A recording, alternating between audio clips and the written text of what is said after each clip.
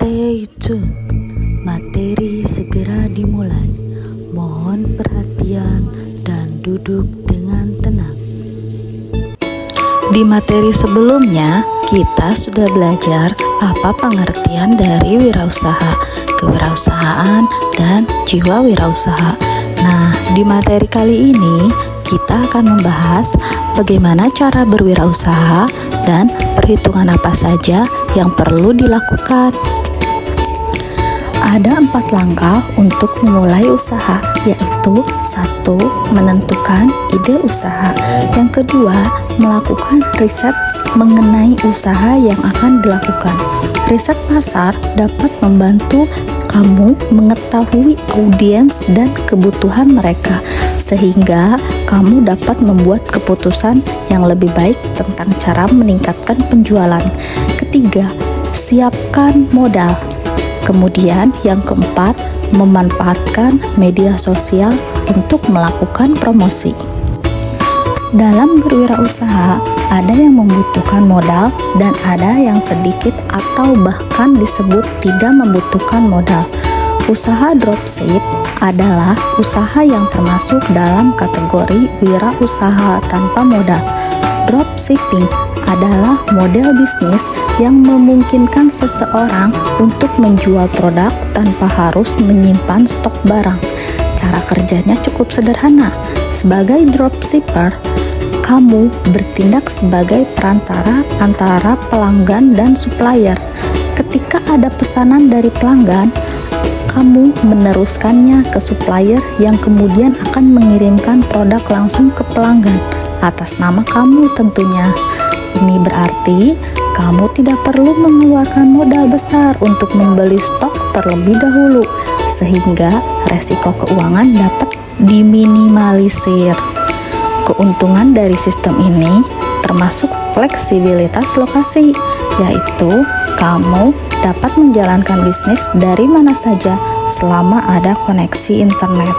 Peluang usaha dalam dropshipping sangat menjanjikan loh, terutama dengan kemajuan teknologi dan meningkatkan tren belanja online. Nah, sekarang kita akan mencontohkan ide usaha, yaitu kroffel. Ceritanya usaha ini akan kita jajakan di pinggir jalan dengan menggunakan gerobak. Untuk usaha ini, otomatis kita perlu modal dong. Pengertian dari modal awal adalah dana yang dibutuhkan untuk memulai dan menjalankan suatu bisnis. Modal awal dapat berupa uang atau aset dan dapat digunakan untuk berbagai kebutuhan operasional bisnis.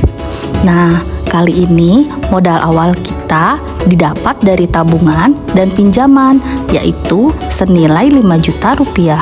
Modal awal ini kita pecah menjadi 3 bagian, yaitu modal alat usaha, modal bahan baku, dan modal untuk sewa tempat.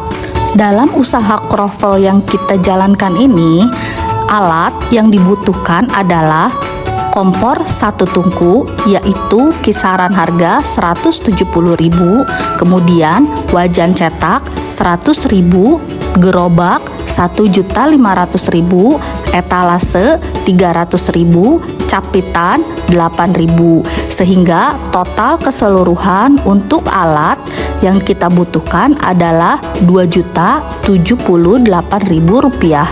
Untuk modal bahan baku, kita membutuhkan 2 pak danis pastry, yaitu seharga 100.000 rupiah. Kemudian gula setengah kilo 10.000 rupiah, topping coklat dan green tea 28.000 rupiah, mika 12.000 rupiah, staples 12.000 rupiah. Total untuk bahan baku adalah 162.000 rupiah. Untuk modal sewa tempat, kita kosongkan karena kita tidak mengeluarkan biaya sewa tempat untuk memproduksi kroffel tersebut. Kita hanya akan dikenakan biaya sewa tempat menjual, yaitu sekitar 20.000 dalam sehari. Karena kroffel yang kita jual, kita jajakan di pinggir jalan. Lanjut ke pembahasan. Sekarang kita akan membahas mengenai biaya produksi. Biaya produksi adalah biaya yang dikeluarkan untuk mengolah bahan baku menjadi produk jadi yang siap dijual. Biaya ini mencangkup semua pengeluaran dari awal proses pembuatan produk hingga penjualan ke konsumen. Biaya produksi itu termasuk biaya sewa tempat produksi barang atau jasa dan biaya tenaga kerja yang memproduksi barang atau jasa, bukan tenaga kerja penjualan. Dalam pembahasan kita tidak mengeluarkan biaya-biaya tersebut ya. Yang kita keluarkan hanya biaya produksi untuk membeli bahan baku, yaitu senilai Rp162.000. Lanjut ke pembahasan mengenai menghitung omset penjualan. Omset adalah jumlah total pendapatan yang diperoleh dari penjualan produk atau jasa dalam periode waktu tertentu. Untuk satu pak danis pastry berisi 4 sheet. Satu sheet bisa dibuat menjadi 6 kroffel, sehingga total kroffel yang bisa kita buat dari satu pak danis pastry adalah 24. Karena kita membeli 2 pak, sehingga total kroffel menjadi 48 kroffel, di mana satu kroffel kita jual seharga Rp7.000. Jadi total omset penjualan jika laku semua yaitu Rp336.000. Lanjut ke pembahasan menghitung harga pokok penjualan. Harga pokok penjualan adalah total biaya yang dikeluarkan perusahaan untuk memproduksi barang atau jasa yang dijual dalam periode tertentu.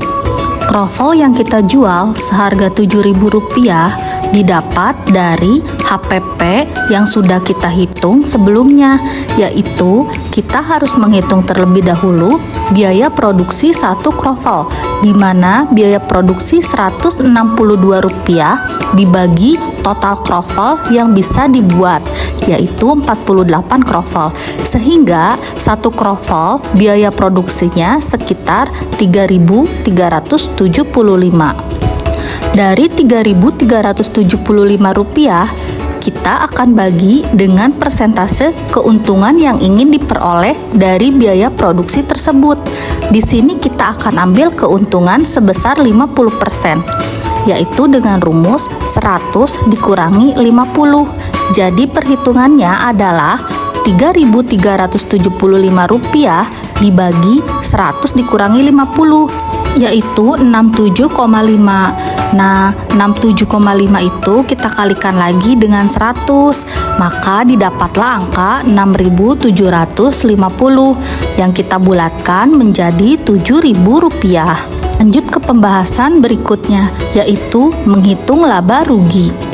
Laba adalah kondisi ketika pendapatan perusahaan lebih besar daripada biaya dan pengeluaran, sedangkan rugi terjadi ketika biaya dan pengeluaran lebih besar daripada pendapatan. Hitungnya adalah omset yang kita dapat dikurangi dengan biaya produksi, yaitu Rp336.000 dikurangi Rp162.000, sehingga laba kotor yang kita dapat sebesar Rp174.000.